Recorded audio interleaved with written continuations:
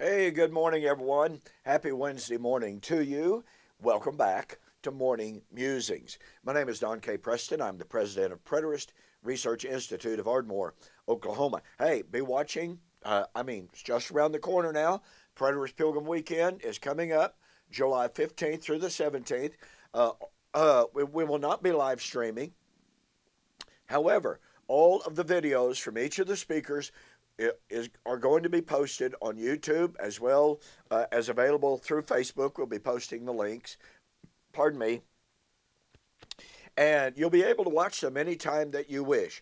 Now, as I've said, look, if you can help us with the expense of doing this, it would be greatly, greatly appreciated. Some of you have stepped forward in a marvelous and a wonderful way, and I want to say thank you so very much. But I will tell you that all of our expenses have not been covered yet, not by a good long ways. So please keep that in your prayers. Any contribution, any gift that you could give us would be greatly appreciated. All right. We are continuing our study of the Olivet Discourse. We are specifically focused on the motif and the parable of the absent master in Matthew 25:14 and following. Now, as I have suggested to you, this motif of the absent master is really the underlying motif for every single passage in the New Testament that foretold the coming of Christ, the, quote, return of Christ. He is the absent master. Would anyone deny that? He's the absent master of Acts 1. He's the absent master of 1 Thessalonians chapter 4 and 5. He's the absent master of 2 Thessalonians chapter 1, etc., etc. And so what I've been sharing with you is how important it is to acknowledge the New Testament time statements concerning the return of the absent master, the return of Christ. And I have to say, at times I would not think that I would be able to be surprised at how desperate the anti-full preterist folks can actually get. And yet, they continue to get more and more desperate, more and more unreasonable, more and more illogical. Sam Frost, as I noted yesterday, in response to my videos examining the Greek term en Taxei, used in Revelation chapter 1 and verse 1, in which it says, the revelation of Jesus Christ, which God gave to him, to Christ, to show to his servants the things which must shortly come to pass. Well, I've been sharing with you the meaning and the use, the definition of en Taxei. I have shown that in Luke chapter 18 and verse 8, it had to do with the avenging of the martyrs of Christ, which Jesus emphatically posited for his generation, Matthew 23. I have shown you that in Acts chapter 12, Acts chapter 22, Acts chapter 25, the word is used of events that were to happen soon, not simply rapidly. Well, actually, Mr. Frost admitted that in Acts 12, 22 and 25, that en Taxei referred to imminent events. But, hey, it can't mean that over here in Luke 18, and it can't mean that in Romans 16:20. But you really, really, really need to watch yesterday's video on Romans 16:20. So that brings us, since en Taxei is only used a grand total about 7 or 8 times in the New Testament, that brings us to Revelation 1, Revelation chapter 22 and verse 6. Now remember, Sam Frost said that my use and my examination of en Taxei proves I don't know the Greek. Well, as I said yesterday, I've never claimed to be a Greek scholar. As the old joke goes, I don't claim to be a scholar, but I do know Greek. There's a fellow just down the corner that he's a Greek.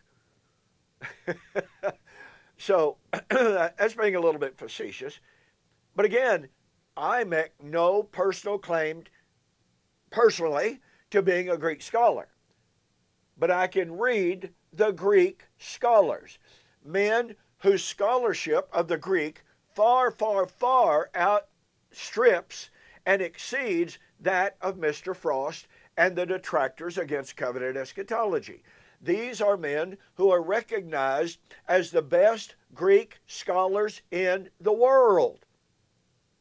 So I thought today that I would just share with you a few of the comments from Greek scholars, from the critical commentaries. Well, one of them is not what you call a critical commentary, and I'll explain that in just a moment. But before I get to that, what you might do to double check this and to see that Preston is not perverting the evidence, okay, go to BibleGateway.com, type in Revelation 1 verse 1, and when it brings it up, it will bring up a little icon. It says Revelation 1:1 in all English translations. Now there are somewhere between 59 or more English translations. So just click on that. Take the time to read how all of these translations, now remember, these are both committee translations of world-class Greek scholars, men whose Greek scholarship is far better than that of the detractors against covenant eschatology. And they're not only committee translations of multiple scholars, but as well, they are the translations of individuals who are noted and recognized as world-class scholars, far better than Mr. Sam Frost. So, here's what you'll find. I did it just this morning. I've done it many times in the past, but I did it again just this morning. You will not find, with one possible exception, you will not find a noted, reputable translation that agrees with Mr. Frost's rendition of these things must rapidly, not imminently, take place. You know what the vast majority of all English translations render in Taxei in Revelation 1:1? These things must soon. Let me say that again. These things must soon take place. Not rapidly, soon. So when Mr. Frost and others say, look, Preston doesn't know the Greek, so what? I know what the Greek scholars say. So let me share with you what some real scholars, men who are recognized as true scholars. Now, the first commentator that I'm going to read for you will be scoffed at because it was written by David Chilton. Now, here's the thing. It was written by David Chilton before he became a full preterist. But commenting on Revelation 1, verse 1, he says, quote, this clearly mitigates against any futurist interpretation of the book. The futurist would have it that John was warning the Christians of his day mostly about things that they would never see, meaning that the book of Revelation has been irrelevant for 1900 years. To claim that the book has relevance only for our generation is egocentric. It is contrary to the testimony of the book itself. It must be stressed that the Greek expression for our English word shortly plainly means soon. And those who first read the phrase would not have understood it to mean anything else. A futurist interpretation is refuted in the very first verse of Revelation. Well, I would take David Chilton's scholarship over that of the anti-preterist world in a heartbeat. Then Peter Leithart, who came out with his 2-volume commentary on Revelation in 2018, Volume 1, has this to say. John has said that things are going to happen soon. And he reiterates that, quote, the time is near. A kairos, compare chapter 10, verse 6, is coming, an event of crisis near to his own time. John cannot, emphasis, cannot be talking about an apocalypse that is still future for us who live 2,000 years after he writes. Now, I would like to know if Mr. Frost and those others, William Vincent and those who follow them, I'd like to know if they consider themselves better scholars than Mr. Lightheart. Then we have G.K. Beale.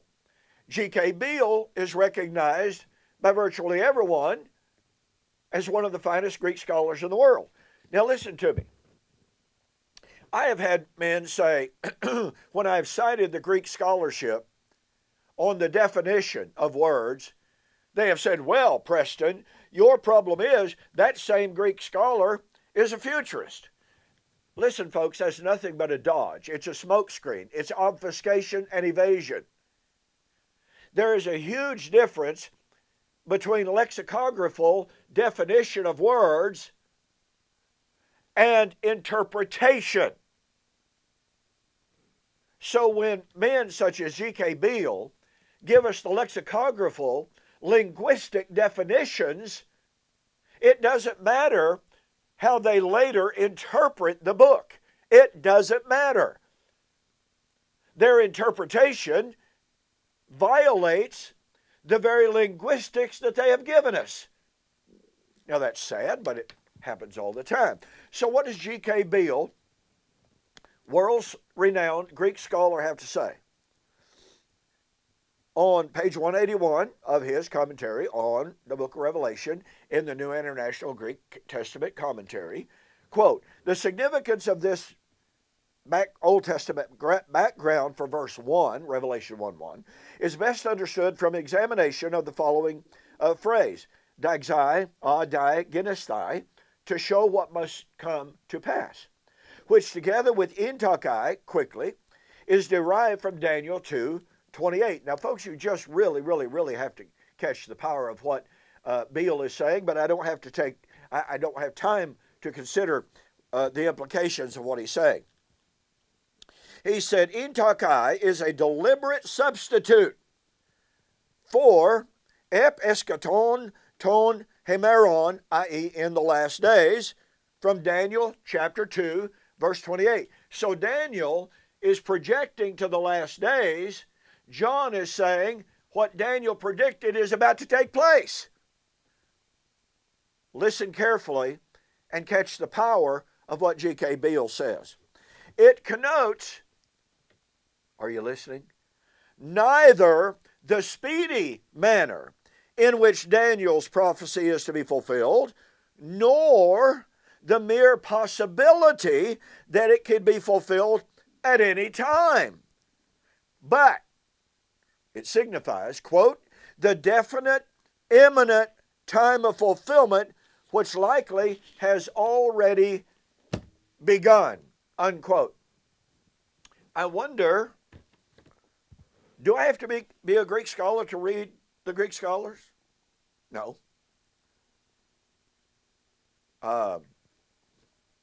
Do the adversaries of fulfillment consider themselves better Greek scholars than Gregory Beale? We're not talking about interpretation here, folks. We're talking about linguistics. And finally, David Awney, in the Word Biblical Commentary, volume number 52a, has this to say, commenting on Revelation 1, verse 3. The phrase, Hogar Kairos Ingus, for the time is near, provides reason for listening to and obeying John's revelatory book. The identical phrase occurs at the conclusion of the book in Revelation 22:10, but nowhere else in Revelation does Hokairos occur with a similar meaning, with the possible exception of 11:18, where Hokairos is the time for judging the dead and rewarding the righteous. Here, Hokairos refers to ha de genesthai in takai, events which must quickly come to pass, mentioned in verse 1, and certainly includes the imminent return of Jesus mentioned in 22:7 and 20, erkomai taku, ho kairos, which can mean a point of time or a period of time, like chronos, is an important technical eschatological term indicated by the presence of the definite article. It refers to the impending crisis that will overtake the world. The phrase, ho kairos ingekin, the time is near, Luke 21:8, the claim of false prophets is virtually synonymous with ho kairos ingus, Revelation 1:3, and both are dependent on the phrase, the time has arrived. So Mr. Oni, world-class Greek scholar, likewise disagrees with the detractors and those who want to deny the objective meaning of these things must shortly come to pass. And here's what that means. Since must shortly come to pass means, according to the translations, according to the critical Greek scholars, must soon take place, and it refers to the coming of Christ. That means that the return of the absent master in Matthew 25:14 and following was to occur soon in the first century. It was at hand in the first century. And it could not refer to events 2,000 years removed from John. And so, the Olivet Discourse cannot be divided. It is a united discourse about one subject, the events to take place in Jesus' generation. And when John wrote later in that generation, it truly was nigh at hand. And we'll have more to say about that on the flip side. So I'll see you there.